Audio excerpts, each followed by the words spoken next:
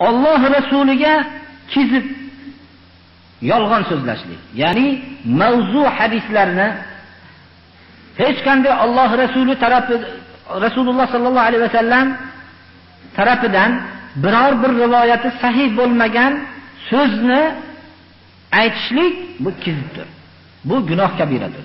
Rasululloh sallallohu alayhi vasallam mana hammalarga ma'lumki, men aytmagan so'zni aytdim, aytganligini da'vo qilgan kishi oldin joyini do'zaxdan hozirlab olsin deganlar. Shuning uchun har bir birodarlarimizga shu fursatdan foydalanib aytamanki, hadis sharifni o'qib berayotgan vaqtida aytayotganda, shu hadisni yozilgan va ko'rgan kitobni ushlab turib aytganligi va kim tarafidan rivoyat qilinganligini aytishlikni odat qilsinlar.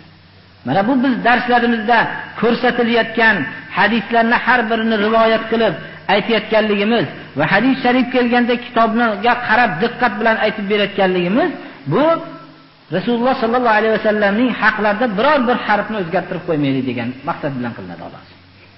Hammalari ham hadis rivoyat qilayotganlarda shu hadisni kim rivoyat qilgan, qaysi jami'ul sahihlarda keltirilgan, sahihmi, shu narsani ehtiyot qilib aytilmoqda.